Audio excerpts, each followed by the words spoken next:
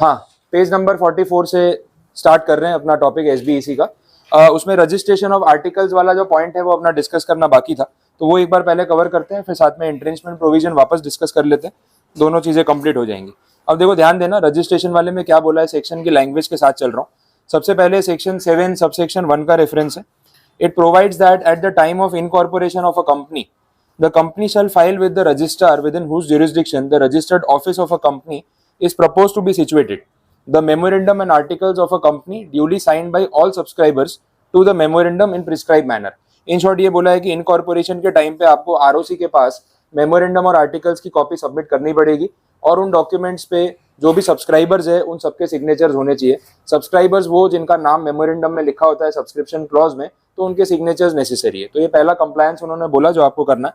आगे के पॉइंट में क्या बोल रहे हैं, every type of company whether public or private, whether limited by shares or by guarantee or not having share capital or unlimited liability must register their articles. तो ये mandatory है, हर एक कंपनी कोई भी टाइप की लायबिलिटी उसकी हो, वो पांचों पॉइंट्स में से जो कलम ने देखा, लेकिन उनके लिए आर्टिकल्स रजिस्टर करवाना नेसेसरी होगा। तो ये कंपलसरी है, मींस आपके पास कोई चॉइस नहीं है।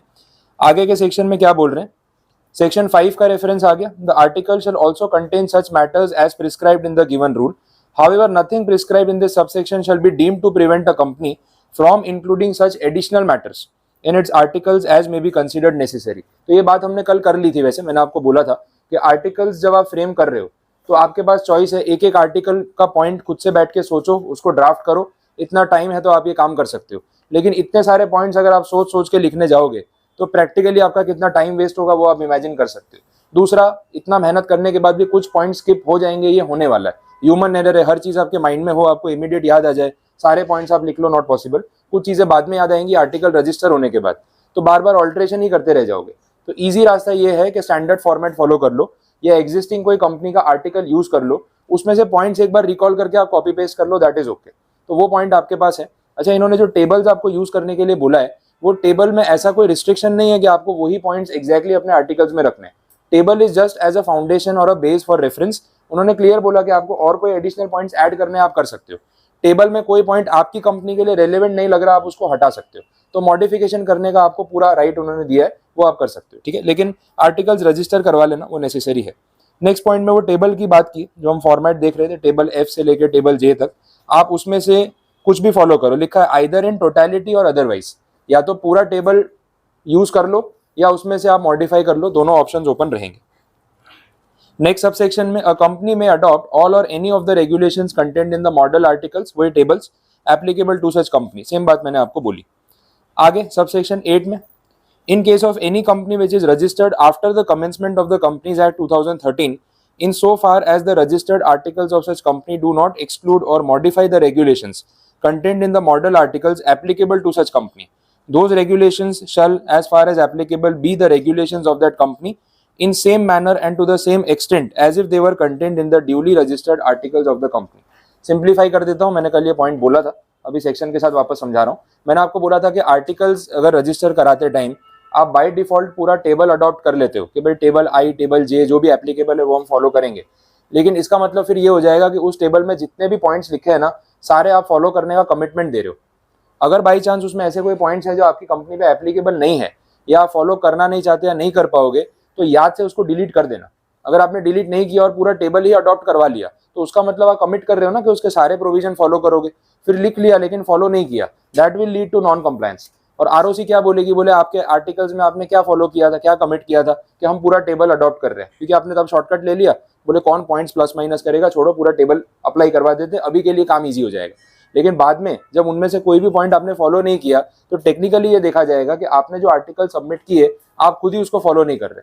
तो नॉन कंप्लायंस का चार्ज लगाने वाला जो काम है वो आरओसी करेगी। फिर आप ये नहीं बोल सकते नहीं वो तो हमने पूरा अडॉप्ट कर लिया था, लेकिन पूरा थोड़ी फॉलो करना होता है। अरे भाई, एक एक क्लॉज जो बोला है अगर लिखा है तो फिर फॉलो करना पड़ेगा। तो आप at the time of registration थोड़ा अलर्ट रहना, और इसमें ना आलस मत करना कि चलो पूरा अभी कॉपी पेस्ट करके रख देते बाद में सोचेंगे। यही टाइम है इसके बारे में क्लैरिफिकेशन करने का, क्योंकि जो अभी रजिस्टर करा दिया वो आपके ऊपर इंप्लीमेंट हो गया। ऑल्ट्रेशन करना पड़ेगा फिर बाद में अगर चेंजेस करने की जरूरत पड़ी, और पेनल्टी लगवाने के बाद ऑल्ट्रेशन करोगे उसका क्या फायदा, पैसा भी चला गया, प्रोसीजर भी करना पड़ेगा, और फिर बात वहीं की वहीं आ गई। इससे बेटर है आप पहले से इसके ऊपर फोकस कर लो। क्लियर? तो ये पॉइंट को आप स्टार मार्क कर लो सबसेक्शन 8 को, क्योंकि ध्यान रखने वाली बात है। अगर कहीं कोई केस लॉ में कोई सिचुएशन में यूज होती है, आप अपने वर्ड्स में इसको सिंप्लीफाई कर सकते हो। सेम लैंग्वेज का कोई बर्डन नहीं है, क्योंकि लैंग्वेज एक्ट की लैंग्वेज है, ओरिजिनल मॉडिफाइड नहीं है। आप इसको अपने वर्ड्स में सिंप्लीफाई करके लिख सकते हो। ये लोग ना रिपीटेशन भी बहुत करते हैं, हैवी वर्ड्स बार बार यूज करते हैं।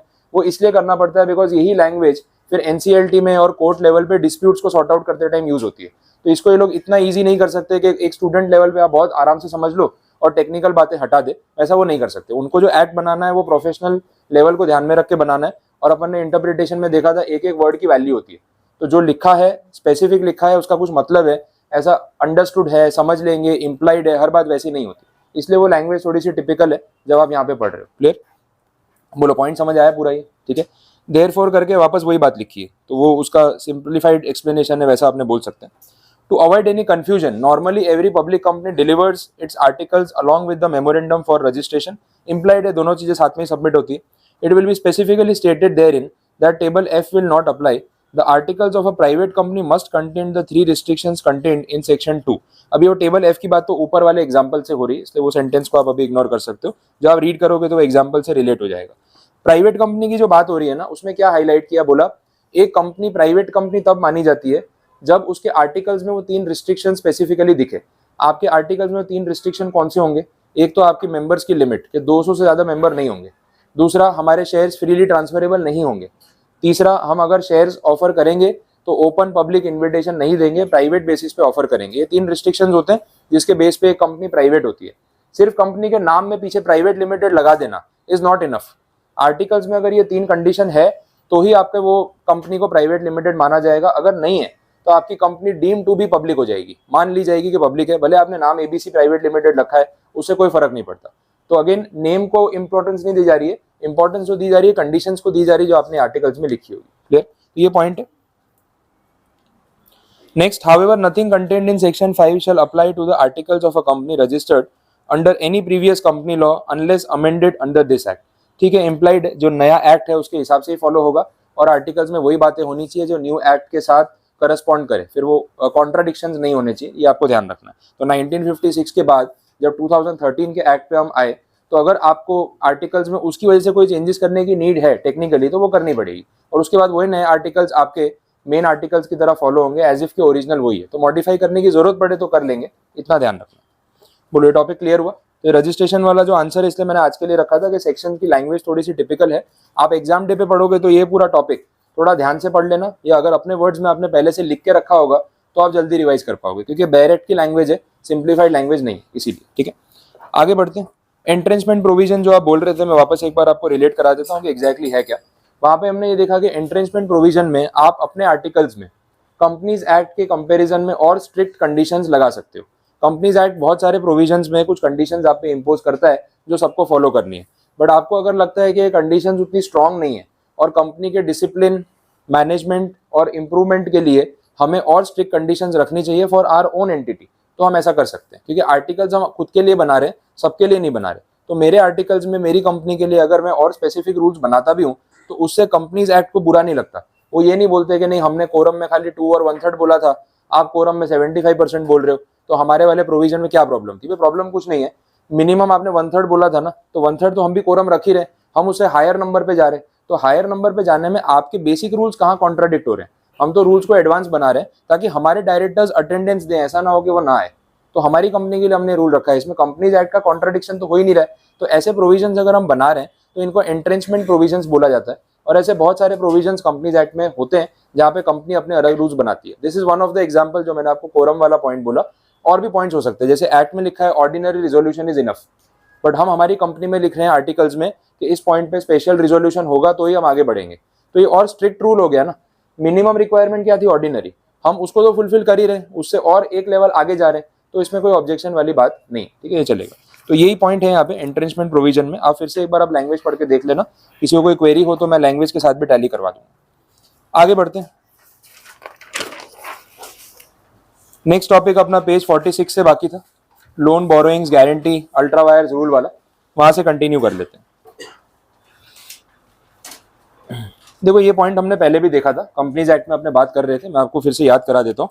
हमने देखा था अल्ट्रा वायर्स बोरोइंग अगर होती है, अल्ट्रा वायर्स द कंपनी, वो वाला जो पॉइंट था बियॉन्ड द पावर्स। तो अगर अल्ट्रा वायर्स बोरोइंग हो रही है जिसकी अथॉरिटी कंपनी के खुद के पास भी नहीं है, तो कंपनी और वो मनी लेंडर के बीच में कोई डेटर क्रेडिटर का रिलेशन क्रिएट होता है या नहीं होता है?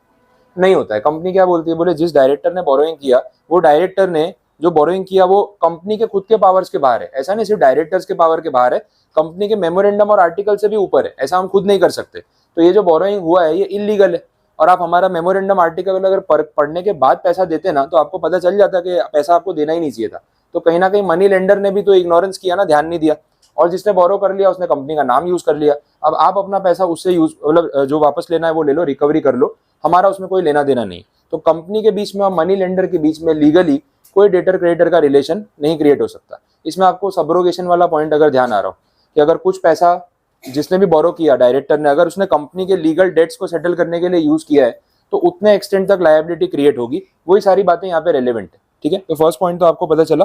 आगे, in a case a company had accepted deposits from outsider which was outside the scope of the memorandum. Same बात है। When the company was ordered to be wound up, a question was raised whether the depositors were creditors of the company and whether the contributories could be asked to contribute towards the payment of deposits. देखें, the court held that the relationship between the company and the depositors was not that of a debtor and creditor, but if the lender had lent the amount for discharging lawful expenses, he may recover the amount. ये वही point आ गया जो मैंने आपको just बोला कि वैसे तो कोई रिलेशन क्रिएट हुआ ही नहीं, क्योंकि बोरोइंग ही अल्ट्रा वायर्स था। लेकिन अगर उनमें से कुछ भी पैसा कंपनी के लॉफुल एक्सपेंसेस को पे ऑफ करने के लिए यूज हुआ है, उतने एक्सटेंट तक डेटर क्रेडिटर का रिलेशन क्रिएट होगा, अदरवाइज नहीं होगा। सेम बात है यहाँ पे। ठीक है, आगे, where a transaction is ultra vires the company, it can be decided on the basis of the following. If a transaction entered into by a company falls within the objects, it is not ultra vires and hence not void. ये तो implied था ना, company के objects में और memorandum में जो लिखा है उसके हिसाब से बोरोइंग हुआ है तो अल्ट्रा वायर्स नहीं, अदरवाइज है। बेसिक बात है। If a transaction is outside the capacity, it is ultra wires. Repetition कर रहे हैं, नया कुछ नहीं बोल रहे। If a transaction is in excess or abuse of the company's power, it is ultra vires. Such transaction will be set aside by the shareholders, or even ratification by the shareholders would not validate the act. Ratification वाला point याद कर लो। अगर intra wires the company है और ultra vires the director है तो ratification हो सकता है, लेकिन कंपनी के खुद के लिए अल्ट्रा वायर्स है, मतलब मेमोरेंडम के बाहर की बात है, तो क्या शेयर होल्डर्स चाहे तो स्पेशल रिजोल्यूशन से इसको अप्रूव कर सकते हैं? नहीं, क्योंकि शेयर होल्डर्स भी जो है वो मेमोरेंडम से बाइंडेड है, उसके आगे जाके वो काम नहीं कर सकते। तो या तो पहले मेमोरेंडम को ऑल्टर कर ले फिर रेटिफाई कर ले, अदरवाइज रेटिफिकेशन नहीं हो सकता। ठीक है, तो ये चीजें हमने पहले भी डिस्कस की कंपनीज एक्ट में, पूरा टॉपिक ही रिपीट है, नया कुछ नहीं था, सिर्फ रिवीजन हो गया आपका ये। चलो आगे देखें, इम्प्लाइड पावर्स की बात हो रही है। इसमें क्या बोला, इम्प्लाइड पावर्स में ये बोला जो मैं आपको मेमोरेंडम में ना ऑब्जेक्ट क्लॉज से रिलेट करा रहा था, मैं वो पॉइंट आपको एक बार रिपीट कर देता हूँ। ऑब्जेक्ट क्लॉज में हमने देखा कि आप क्या क्या बिजनेस करने वाले हो वो आपको मेंशन करना है। जो अभी नहीं स्टार्ट करने वाले वो भी लिख के रख सकते हो, उसमें कोई प्रॉब्लम नहीं है, लिस्ट बना लो, अंदर कोई फर्क नहीं पड़ेगा। अब ये होता है कि आप जब मेन एक बिजनेस के बारे में मेंशन करते हो तो किसी भी बिजनेस को करते टाइम उसमें 100 ट्रांजेक्शन होते होंगे जो उस बिजनेस का ही पार्ट है, जो उस बिजनेस के ट्रांजेक्शन का हिस्सा है, तो सब कुछ एनलिस्ट करोगे क्या कि हम ऐसे पेमेंट कर सकते हैं, ये गुड्स खरीद सकते हैं, ये गुड्स बेच सकते हैं? Not needed. आपने मेन बिजनेस समझा दिया तो कुछ चीजें इंप्लाइड भी होती है कि भाई ये बिजनेस चलाने के लिए ये एक्टिविटी तो करनी पड़ेगी। अब प्रोडक्शन करना है तो रॉ मटेरियल खरीदना ही पड़ेगा, उसके परचेज ऑर्डर देने पड़ेंगे, उसके पेमेंट्स करने पड़ेंगे, तो वो सब डिटेलिंग लिखने की जरूरत नहीं होती। तो इंप्लाइड पावर्स उसको बोला जाएगा जो आपके ऑब्जेक्ट के साथ साथ एसोसिएटेड है और कॉमन सेंस के थ्रू रिलेटेड है। अब यहाँ सब्जेक्टिविटी आ जाती है कि क्या ऑब्जेक्टिव आपने लिखा और आपने क्या एक्टिविटी की, उसका क्या रिलेशन है, इस पर डिस्प्यूट हो सकता है लेकिन उसको सॉर्ट आउट किया जा सकता है। तो इंप्लाइड पावर्स में बेसिक कंडीशन ये आएगी। इनकी लैंग्वेज भी देख लेते हैं। The powers exercisable by a company are to be confined to the objects specified in the memorandum. While the objects are specified, the powers exercisable in respect of them may be express or implied and need not be specified. इसका मतलब object clause में आपके main object के साथ जो भी चीजें जरूरी है आप उसको एक्सप्रेस भी कर सकते हो, या फिर अगर नहीं जरूरत है, छोटी मोटी बातें हैं, तो उसको इम्प्लाइड माना जा सकता है। जिनको इम्प्लाइड मानेंगे उनको एक्सप्लेन करने की जरूरत नहीं, और जिनको इम्प्लाइड नहीं मानेंगे उनको एक्सप्रेस करके आपको लिखना पड़ेगा। कॉन्ट्रैक्ट में भी तो अपने टर्म पढ़ते थे ना, कॉन्ट्रैक्ट में भी एक्सप्रेस और इम्प्लाइड, ध्यान में है? ये कुछ वैसी बात होगी, सिमिलर वे में चल रहा है। ठीक है, चलो देखें आगे। अब इसके अंदर जो केस लॉज हैं वो उसी चीज को एक्सप्लेन करने के लिए एग्जांपल्स है, तो आप घर पे रीडिंग में साथ में कवर कर सकते हो, उसमें प्रॉब्लम नहीं आएगी। अच्छा, अब नेक्स्ट पॉइंट में एक लिस्ट आ रही है, बोला powers which are not implied. अब हेडिंग ही ये दे दिया, तो इसका मतलब ये है कि सारे पावर्स एक्सप्रेस्ड होने चाहिए, लिखे होंगे तो मिलेंगे, नहीं लिखे होंगे तो नहीं मिलेंगे, इसका मतलब ये निकला। एग्जाम्पल से देख लेते हैं। फर्स्ट पॉइंट में क्या बोला, acquiring any business similar to the company's own business. मतलब हम एक फार्मास्यूटिकल कंपनी अगर चला रहे हैं, बिजनेस कर रहे हैं, तो हमें और कोई फार्मास्यूटिकल कंपनी को अक्वायर करना हो, बोले ये इम्प्लाइड नहीं है कि मैं जो बिजनेस करूंगा वैसी सारी कंपनीज अक्वायर करने का इम्प्लाइड पावर होता है, ऐसा नहीं है। तो मुझे कहीं ना कहीं यहाँ पे ये चीज़ मेरे ऑब्जेक्ट क्लॉज में मेंशन करनी पड़ेगी कि इन फ्यूचर हमें एक्विजिशंस करने हो तो हम कर सके, ठीक है। और एक्विजिशंस आजकल ट्रेंडिंग है। मार्केट अभी बिजनेस में ऐसा हो गया है ना, वो नहीं बड़ी मछली छोटी मछली अपने बोलते हैं, ये बड़ी मछलियां जितनी बैठी है ना, कॉन्सेंट्रेशन ऑफ पावर बहुत बढ़ गया है। ये छोटी छोटी मछलियों को ना धीरे धीरे करके खा रहे हैं और इतने एक्विजिशंस करते हैं, इतने एक्विजिशन करते हैं, इसकी कोई लिमिट नहीं है। अब मार्केट में ना कंपटीशन नहीं है, कंपटीशन को ये लोग कैसे कट डाउन कर रहे हैं, या तो कोलैबोरेट कर लो, जॉइंट वेंचर कर लो, मर्ज कर लो, या बाई कर लो। अब बार्गेनिंग पावर पे चल रहा है और ये हर इंडस्ट्री में मैं देख रहा हूँ इतने टाइम से, जो भी डेटा आ रहा है, जो भी मार्केट में हो रहा है, आप देख लो हर इंडस्ट्री में वो लोग यही कर रहे हैं। बड़े प्लेयर्स छोटे प्लेयर्स को परचेज करके अपनी सब्सिडरी या ओनरशिप में ले लेते हैं ताकि कंपटीशन ही खत्म। उल्टा उनका जो बिजनेस है, उनकी जो यूनिकनेस है या उनके पेटेंट आईपीआर है, वो भी अपने हो गए, तो उल्टा और हम ज्यादा अर्न कर लेंगे। तो टेक ओवर करने का जो ट्रेंड है वो कंटिन्यूस चल रहा है और अभी बड़ी कंपनीज यही कर रही है। जो कैश रिच कंपनीज है वो लोग भर भर के कंपनियां खरीदते हैं। रिलायंस को ही देख लो, कितने बिजनेस उन्होंने लास्ट 2 साल में टेक ओवर कर लिए, अलग अलग ब्रांड्स बाई कर लिए। तो डाइवर्सिफिकेशन के लिए भी करते हैं और कॉन्सेंट्रेशन के लिए भी करते हैं कि मार्केट में अपना शेयर बढ़ा लो और ज्यादा मार्केट पेनिट्रेशन कर लो। जो हमारे जैसा बिजनेस कर रहा है लेकिन हमारे लेवल तक पहुंचेगा नहीं, 2-4 दिन में वो भी थक जाएगा कॉम्पीट करते करते, क्योंकि बड़े ब्रांड से कंपटीशन करने में छोटा बिजनेसमैन वैसे ही सर्वाइवल के लिए परेशान हो रहा है। तो एक पॉइंट पे सरेंडर करेगा, अच्छे पैसे दो और ओनरशिप स्टेक बाई कर लो, कंट्रोलिंग इंटरेस्ट ले लो कि अपनी ओनरशिप में आ गया। एप्पल के बारे में मैं पढ़ रहा था, एप्पल का डेटा अभी रिसेंटली उसके ऊपर एक डॉक्यूमेंट्री थी, उसमें देख रहा था। तो वहाँ पे उन्होंने ये बताया कि एप्पल वाले सबसे ज्यादा अगर कोई एक्विजिशन पूरे साल में कोई कंपनी करती है, दैट इज एप्पल। छोटी छोटी टेक्नोलॉजी बनाने वाली छोटी फर्म्स, स्टार्टअप्स, इतनी वो लोग उसको खरीद लेते हैं। क्योंकि आप सुनते होंगे न्यूज़ पे, बहुत कैश रिच कंपनी है, इनके पास इतना सारा कैश है, पता नहीं कितने कंट्री की जीडीपी से भी ज्यादा है। इतना पैसा तो एप्पल के पास कैश में पड़ा हुआ है, बिकॉज उनका सेल्स और रेवेन्यू पूरे वर्ल्ड में इतना हाई है और एक ब्रांड लेवल क्रिएट हो गया।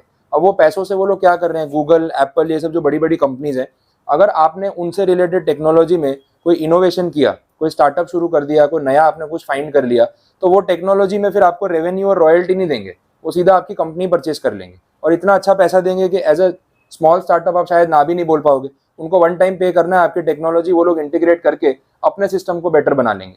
तो आईफोन में, एप्पल में, गूगल में, ये सब बड़े ब्रांड्स में आप जो भी इनकी टेक्नोलॉजी का बेनिफिट ले रहे हो, ये सारी टेक्नोलॉजी इन्होंने खुद डेवलप नहीं की है। ये छोटी छोटी चीजें बाई आउट करते जा रहे हैं, उसके ओनर बनते जा रहे हैं और फिर उसको लीगली यूज कर रहे हैं। और वन टाइम पैसा देना है पब्लिक से, अपने तो गुड्स बेच के रिकवर कर ही लेंगे, तो उनको उसमें कोई फर्क नहीं पड़ रहा। गूगल में भी यही हो रहा है। अब व्हाट्सएप में देख लो, फेसबुक का ब्रांड देख लो। अब फेसबुक ने व्हाट्सएप परचेज कर लिया, व्हाट्सएप उसने नहीं बनाया था, लेकिन जब पॉइंट आया परचेज करके उसका बेनिफिट लेना स्टार्ट कर दिया। इंस्टाग्राम के साथ भी यही किया। तो 3 अलग अलग सोशल मीडिया प्लेटफॉर्म, तीनों का ओनर एक ही कंपनी। अब आप कुछ भी फेसबुक खोलोगे तो बाई मतलब व्हाट्सएप खोलोगे तो उसमें बाई फेसबुक आ रहा है, इंस्टाग्राम में भी आ रहा है। तो हर जगह अपना ब्रांड बना के उसकी पब्लिसिटी भी कर रहा है। फिर उसकी पेरेंट कंपनी का नाम चेंज करके उसको मेटा कर दिया। अब उसके अंदर ये सारी कंपनीज कवर हो गई। तो टेक ओवर करने का जो ट्रेंड है वो बड़ा कॉमन है और आजकल बड़े बिजनेस हाउसेज यही कर रहे हैं। इवन रिलायंस भी इंडिया में यही कर रहा है, टाटा भी कर रहा है। अब वेस्टर्न कंट्रीज में देखो तो बड़े ब्रांड्स में एप्पल, गूगल, ये लोग भी यही चीजें कर रहे हैं वैसा, ठीक है। और डिक्लेरेशन भी नहीं आता है, वो लोग कितनी बार तो न्यूज आउट भी नहीं करते। छोटे छोटे पेटेंट वाली कंपनियां जिन्होंने कुछ इनोवेशन किया उसको परचेज कर लेते हैं और ऐसे हंड्रेड्स ऑफ परचेज एक साल में होते हैं। टेक्नोलॉजी में बहुत माइनर चीजें हैं जो सब टेंजिबल नहीं है, इनटेंजिबल है, और वो सारी चीजें अपने को समझ नहीं आती, बट उनको समझ में आती है तो वो इमीडिएटली उसको परचेज कर लेते हैं वैसा, ठीक है। नेक्स्ट देखते हैं और क्या पॉइंट है। Entering into an agreement with other person or companies for carrying on business in partnership or profit sharing, joint ventures, वही बात हो गई, जॉइंट वेंचर्स एंड ऑल। तो ये सब लिखा होना चाहिए तभी आप कर सकते हो। Taking shares in other companies having similar objects, same field में जो कंपनीज है उसमें इन्वेस्टमेंट्स करना। Taking share of other companies where such investment authorises the doing indirectly that which will not be intra vires if done directly, ठीक है। ये थोड़ा सा कॉम्प्लिकेटेड हो गया सेंटेंस, वापस पढ़ते हैं। Taking shares of other companies where such investment authorizes the doing indirectly that which will not be intra wires if done directly। घुमा फिरा के आप ट्रांजेक्शन कर रहे हो कि भाई अगर डायरेक्टली ट्रांजेक्शन करते तो बोला which will not be intra wires, तो अगर डायरेक्टली ट्रांजेक्शन करते तो क्या होता, अल्ट्रा वायर्स होता। अब वही ट्रांजेक्शन आप थोड़ा सा यू टर्न लेके अलग डायरेक्शन में इनडायरेक्टली कुछ और घुमा फिरा के ट्रांजेक्शन कर रहे हो, नेट इफेक्ट सेम है। तो अगर सीधा सीधा कोई काम करने से अल्ट्रा वायर्स होता तो घुमा फिरा के करने से भी तो अल्ट्रा वायर्स ही होगा। तो बेटर है कि अगर आप घुमा फिरा के करने वाले हो या सीधे ट्रांजैक्शन करने वाले हो तो ऑब्जेक्ट क्लॉज में लिख लो, नहीं लिखोगे तो बाद में फिर वो अल्ट्रा वायर्स वाला पॉइंट बीच में आ जाएगा। ये कोई स्पेसिफिक एग्जांपल नहीं, जनरल सिचुएशन, इसलिए मैं भी आपको जनरली बता रहा हूँ वैसा। नेक्स्ट पॉइंट में प्रमोटिंग अदर कंपनीज और हेल्पिंग देम फाइनेंशियली, प्रमोट करने का मतलब वही उसमें इन्वेस्टमेंट करना, फाइनेंशियल इन्वेस्टमेंट्स, प्रमोटर जो अपने वर्ड यूज करते हैं उससे रिलेटेड है। The power to sell and dispose of the whole of a company's undertaking. Company का एक अंडरटेकिंग मतलब उसका एक बिजनेस, उसका एक पार्ट, उसकी एक फैक्ट्री, एक सेटअप, उसको सेल आउट कर देना। ये छोटी मोटी बात नहीं है ना, बड़ा सेटअप है आपकी कंपनी की, एक एक पूरा विंग है, एक डिपार्टमेंट है, एक बिजनेस है, वो पूरा आप सेल आउट कर रहे हो। तो ये सब चीजें तभी अलाउड होनी चाहिए जब ऑब्जेक्ट क्लॉज में लिखा हो और मेमोरेंडम में इसका रेफरेंस हो, अदरवाइज नहीं। Power to use funds for political purposes, ये तो इम्प्लाइड था कि एक्सप्रेस मेंशन होना चाहिए। ये तो पॉलिटिकल पर्पस के लिए अगर आप फंड यूज कर रहे हो और उसमें कहीं कुछ लिखा नहीं हो तो भी चलेगा, तो इलेक्शंस के टाइम पे आपकी कंपनी खाली हो जाएगी। ठीक है, इलेक्शंस आते हैं जब भी तो कॉर्पोरेट सेक्टर की बहुत धुलाई होती है, इनके बहुत पैसे खर्च होते हैं। इलेक्शंस फ्री में नहीं लड़े जाते, इलेक्शन जीतने के लिए भी पैसा चाहिए, इलेक्शन लड़ने के लिए बहुत पैसा चाहिए। बहुत सारी छोटी पार्टियां, छोटे कैंडिडेट्स इसलिए पीछे रह जाते हैं। ऐसा नहीं कि उनको कुछ आता नहीं है, वो अच्छे नहीं है, काम में वो अच्छे होंगे, लेकिन फाइनेंशियल बैकअप नहीं है। और इलेक्शन बहुत ही महंगा प्रोसेस है। और जो लोकसभा के या अपने नेशनल लेवल इलेक्शंस भी अपने देखते हैं, आप इमेजिन नहीं कर सकते हो कितना अमाउंट उसमें खर्च होता है। अमाउंट भी आप इमेजिन नहीं कर सकते हो कितने नंबर पे जाएगा। 2014 का जो अपना इलेक्शन था इंडिया में, वो पूरे वर्ल्ड की हिस्ट्री का अभी तक का सबसे महंगा इलेक्शन था। और कितना खर्चा ऑफिशियली उसमें आया पता है? जो अमाउंट आया है पब्लिक के सामने कि इतना खर्चा हुआ है, दैट इज 10,000 करोड़ रुपीज। ये आप गूगल सर्च कर लेना, मैं ऑनलाइन जो मैंने देखा है, जो पढ़ा है, उसके बेस पे बता रहा हूँ। 2014 का इलेक्शन पूरे वर्ल्ड की हिस्ट्री का अभी तक का 2014 साल में जितने इलेक्शन पूरे वर्ल्ड में हुए होंगे ना, सबसे महंगा इलेक्शन था। 10,000 करोड़ रुपए खर्चा हुआ है उस इलेक्शन में। इतना खर्चा कहाँ पे हुआ होगा? कैंपेनिंग तो आप देखते ही हो। 3-4 हजार करोड़ तो ये पॉलिटिकल पार्टीज का एक साल का डिजिटल मार्केटिंग और मार्केटिंग का टोटल बजटेड एक्सपेंस है, जो इनके खुद के पार्टी बजट में लिखा है। आप सर्च करना, अभी बीजेपी रूलिंग में है, उनका ही डेटा बता रहा हूँ। 3,600 करोड़ एक साल का मार्केटिंग पे खर्चा किया उन्होंने। मार्केटिंग में जो बड़े बड़े होर्डिंग्स लगते हैं, रेडियो पे जो ऐड आती है, टीवी पे एडवर्टाइजमेंट्स आती है, और बाकी जगह डिजिटल मीडिया में, फेसबुक पे, इंस्टाग्राम पे भी इनके सब पेज बने हैं, उस पर स्पॉन्सर्ड प्रमोशन होती है। आप अगर इनके 1-2 पोस्ट लाइक कर लोगे, फिर आपके फीड में वही आते रहेंगे। आर्टिफिशियल इंटेलिजेंस का पूरा यूज करके आपको बताते रहते हैं कि भाई हम ही हैं, हमें वोट देना और हम क्या काम कर रहे हैं देखते रहो। इसके ऊपर जो इनका बजट, जो पैसा खर्च हो रहा है, दैट इज अराउंड 3,600। ठीक है, इतना करोड़ रुपीज वो लोग खर्च कर रहे हैं। और टोटल एक इलेक्शन पे खर्चा कितना हुआ? 10,000 करोड़ रुपए। और ये अमाउंट आया है सामने, एक्चुअल में कितना हुआ होगा उससे ज्यादा ही हुआ होगा। समझ आ रहा है? तो इतना पैसा आता कहाँ से होगा? 10,000 करोड़ कौन स्पॉन्सर कर रहा है? था इलेक्शन में ऐसा कुछ sponsored by Tata, sponsored by Reliance? वो टीवी शो में नहीं आता स्पॉन्सर्ड बाय? ऐसा कुछ इलेक्शन में था क्या? Election sponsored by so and so product और ब्रांड, ऐसे 10 ब्रांड के नाम लिखे हैं, टाइटल स्पॉन्सर, साइड स्पॉन्सर, बाकी के स्पॉन्सर, ऐसा कुछ था उसमें? होते हैं स्पॉन्सर, लेकिन नाम नहीं दे पाते। समझ आ रहा है? स्पॉन्सर्ड ही होता है। 10,000 करोड़ कोई पॉलिटिकल पार्टी अपने पॉकेट से नहीं निकालने वाली। ये बड़ी बड़ी कंपनियों को फोन जाते हैं, भाई इतना डोनेशन भिजवा देना। ये रियलिटी है। ठीक है, और ऐसा नहीं कि एक पार्टी ऐसा करती, सब करती है। और इलेक्शन के टाइम पे ना, सबसे बड़ी कंपनियां जो होती है ना, ब्रांडेड, वो दोनों साइड से फंसती है। जो रूलिंग में है वो बोलता है भाई पैसे भेज देना, इलेक्शन आ रहे हैं, फिर हम भी तो आपका बाद में ध्यान रखेंगे। अच्छा, जो सामने वाला है ना, जो अपोजिशन है, जो इस बार रूलिंग में आने की ट्राई कर रहा है, बोले इस बार देख लो, वेव हमारी तरफ है, हम जीतने वाले हैं, पैसे भिजवा देना। नहीं भिजवाए और कल को हम जीत गए, फिर 5 साल में सारा वसूल कर लेंगे। फिर enforcement directorate, income tax department, GST authority, CBI सब आ जाएगी। पता है ना? एक्चुअली में ऐसा होता है, सभी लोग करते हैं। अब बड़ी कंपनी वाले, रिलायंस, टाटा वाले जो लेवल पे काम कर रहे हैं ना, ये बेचारे इसकी सुने या उसकी सुने।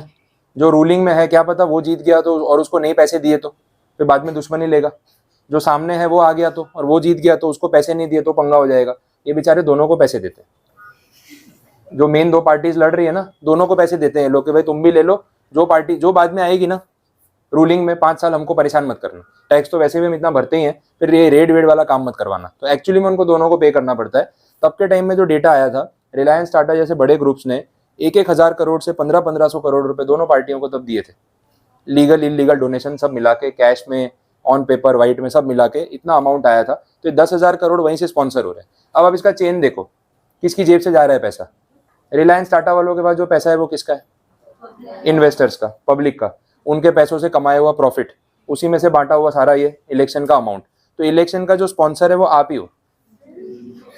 तो किसी से काम करवाने के लिए, किसी को सिलेक्ट करने के लिए आप खुद ही पैसे दे रहे हो कि लो भाई हमारा पैसा पहले हम कंपनी में लगाएंगे, रिस्क हम लेंगे कि इक्विटी में पैसा डूबेगा नहीं डूबेगा। नहीं डूबा और वहां से कुछ कमा लिया तो उसमें से आप ले जाना डोनेशन के नाम पे, हमारे पैसों से इलेक्शन लड़के अपनी मार्केटिंग कर लेना, वोट भी हमसे लेना, बाद में टैक्स भी हम पे लगाना। समझ आ रहा है? तो ये पूरे सिस्टम में ना बकरा तो हम ही बन रहे हैं। फिर 100 रुपए का पेट्रोल भी हम ही भरवाएंगे और रोते भी रहेंगे, और फिर इन्वेस्टमेंट भी करेंगे पैसे बचा बचा के, मर मर के, और फिर उसमें से आप ही को डोनेशन देंगे। तो घुमा फिरा के पैसा कौन यूज कर रहा है वो आपको दिख ही रहा है।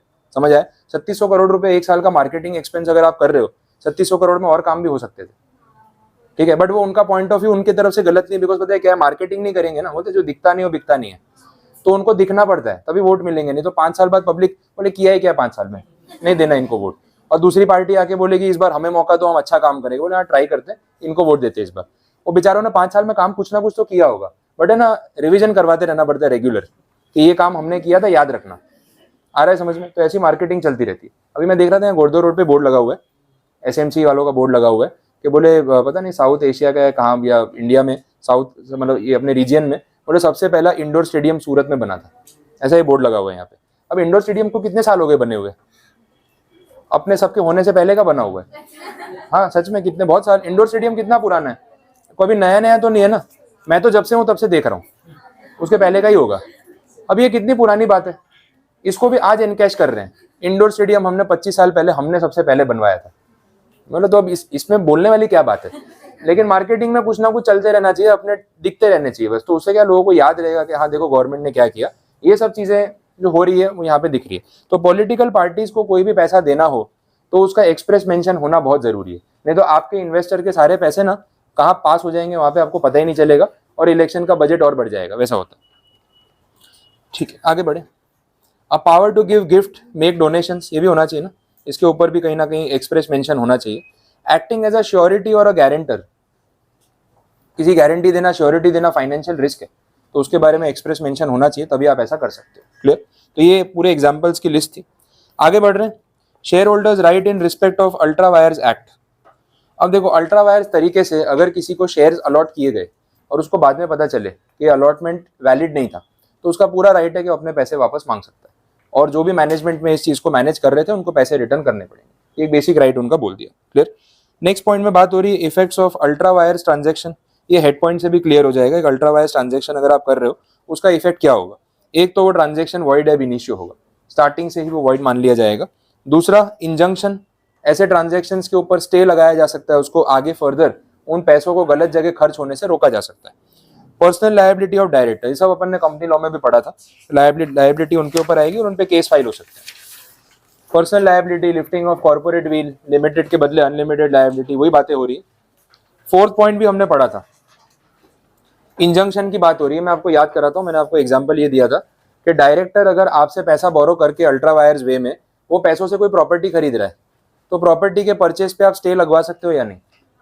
अगर उसे प्रॉपर्टी खरीद ली है तो उस प्रॉपर्टी पे भी तो आप इंजंक्शन ले सकते हो कि इसका राइट हमें मिलना चाहिए, हमारे पैसों से इलीगली खरीदी गई प्रॉपर्टी है।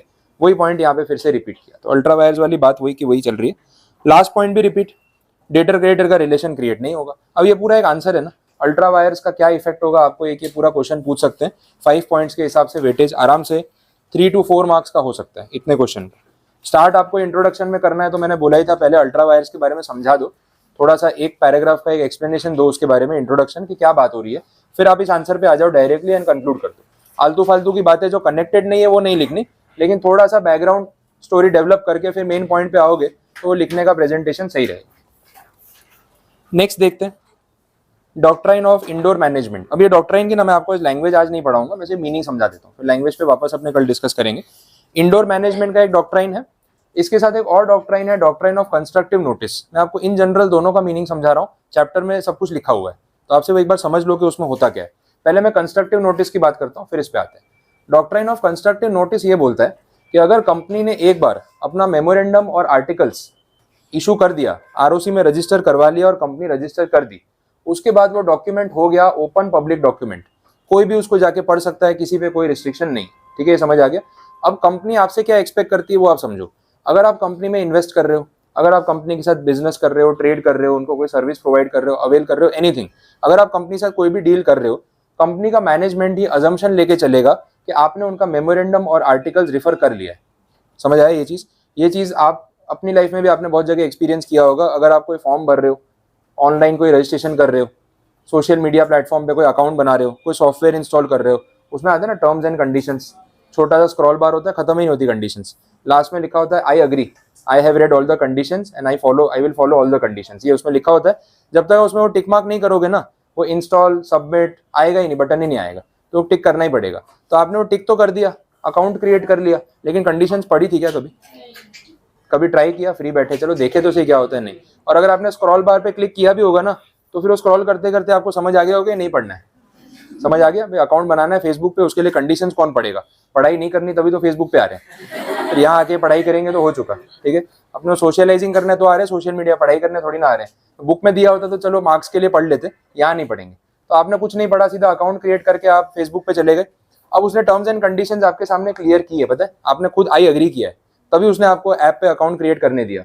अब कल को आपको लगता है कि फेसबुक ने मेरे साथ ये अच्छा नहीं किया, कुछ भी हो सकता है, टर्म्स एंड कंडीशंस जो उनके सॉफ्टवेयर का सिस्टम है, जो उनके ऐप का सिस्टम है, उसमें से कोई भी टेक्निकल रूल आपको ठीक नहीं लगा, आपने कर दी उनकी कंप्लेंट, पुलिस केस करेंगे इनके ऊपर, ठीक है, कि बोले ये ठीक नहीं है।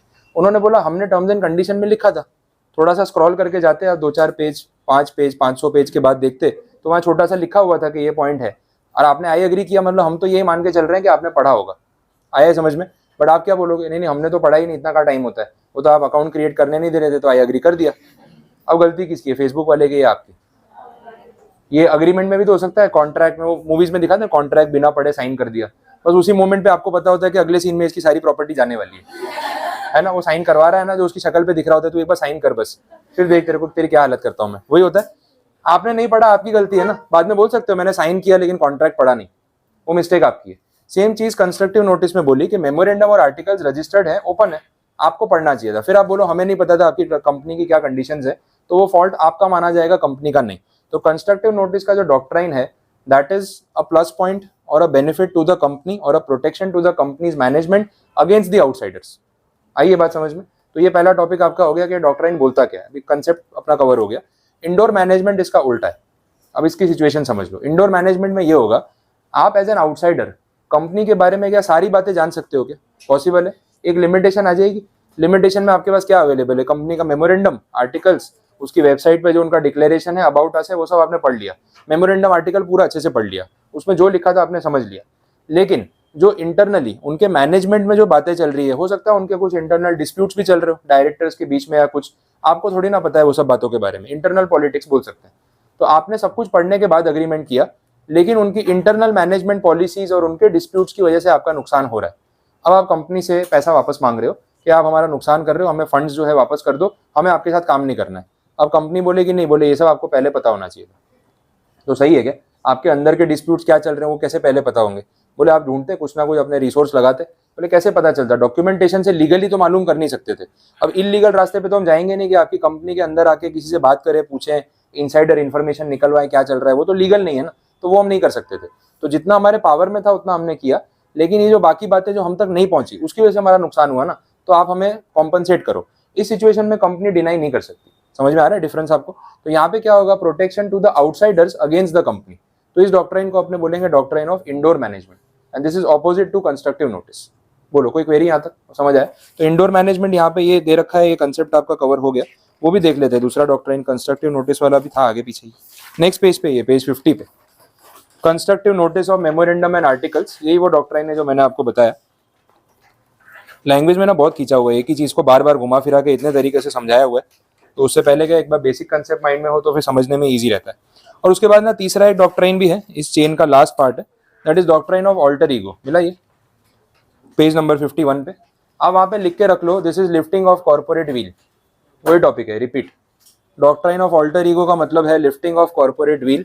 ये सेम कंसेप्ट जो अपन ने कंपनी लॉ में देखा था।